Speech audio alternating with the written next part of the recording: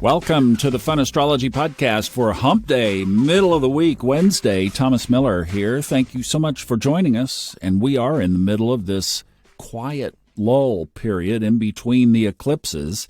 And we're going to enjoy that today because we don't have anything exact until, well, we don't have anything exact all day. But the void, of course, for tomorrow's moon change begins at 7:40 p.m. Eastern Time. Those of us here on the East Coast might be starting to wind our days down. Those of you on the West Coast, that will involve your dinner time and evening hours, void of course, and then that moon moves into Leo tomorrow morning early at 2:30 in the morning. Now, if you'd like to prepare for tomorrow's other early morning aspect, that is Mars squaring Chiron at 9:30 in the morning. We'll have to mention that again tomorrow. I guess what we might do tomorrow is set up for the weekend, and then I might take Friday off. We'll just see. Depends on what else comes up this week. But I had a listener question that was pretty good, and I'll just tell you what it was. They were basically asking for, where do you find the past? Where do you find the karma? Where do you find the past lives in the chart? Now, Robert Glasscock over at Old Soul, New Soul, he and I have talked about this in some of the various episodes, and you'll just have to scroll through and find them or use the search tool there and search for it. We've probably talked about reincarnation or past lives. But he's also writing a book on it. You know, he wrote for television for 15 years. Well, he is writing a comprehensive book that we hope will be out later this year. Depends on how busy I keep him doing other stuff or what he signs up for. But we're expecting to release that later in the fall, probably now, realistically.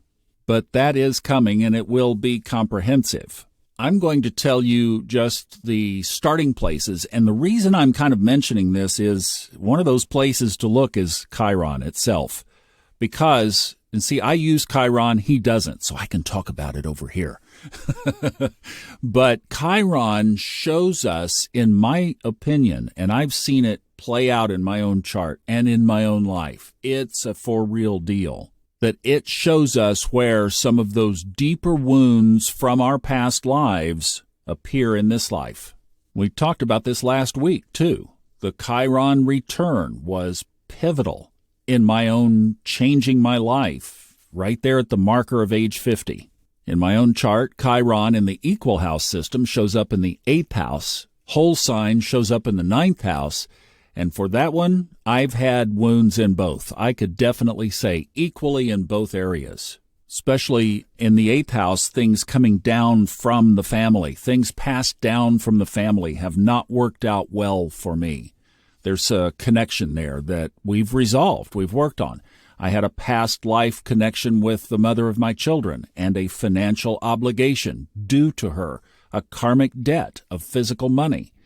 And then in the 9th house, it shows up in whole sign, and of course that's the whole religious and spiritual past karma that has been with me all of my life. So Chiron gives us a piece of the equation. This caller also asked about the nodes of the moon. Yes, and I still like to interpret the nodes as the south node is kind of where the wheels came off the bus. That's where the karmic debris lies in our life, if you will.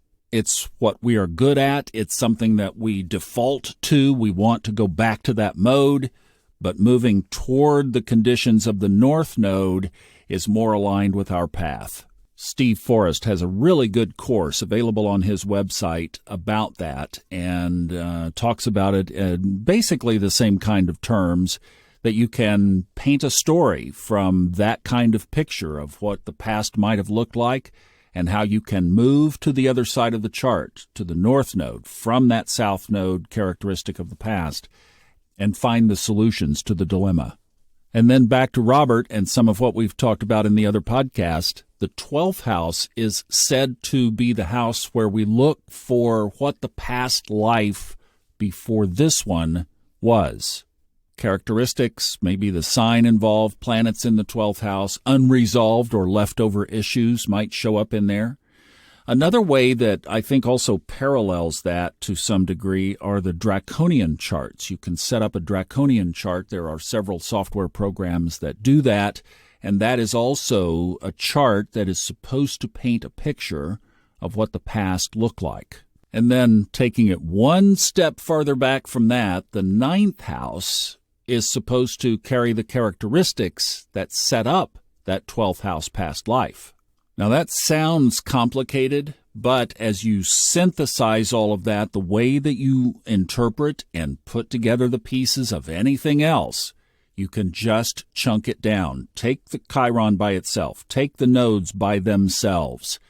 Take the ninth house and paint the characteristics of that as saying, way long time ago, or maybe not so long ago, however long it was, that was what happened, that set up, and then paint the characteristics of 12, and then bring all of that forward into today, and you can get a pretty good picture of some of the things that took place. Now, I'm going to tell you something that personally I feel is very powerful, because I've experienced it very powerfully. On the funastrology.com website, one of our people under the readings category is Stevie McGuire. She is kind of focusing on something that I have felt was a big need in astrology, and that is readers, but also hypnotherapists who are trained to tie this picture into a hypnotherapy session. She did this for me about a year ago, and it's in the Subconscious Mind Mastery podcast. A very unexpected outcome, but it absolutely transformed my entire life. I've had basically 2 hypnotherapy sessions looking at the past, and it opened up things that did not show up descriptively in the chart. But boy, did it clear some stuff out of my present life to become aware of that and to experience that. Stevie is booking readings, and her information is on the Fun Astrology website. They're under you go down and just look in the category of readers or readings, and she's in there. Her website is iperceive.com, and it's EYE-perceive.com, but you can get the direct link right there on the website. Probably easier just to click and it'll take you there. Thank you so much for a great question on an otherwise slow day in the sky. But we'll be back tomorrow. We'll do it again. Have a great day. Sending you all kinds of love on your journey, past, present, and future. Happy Hump Day. See you tomorrow.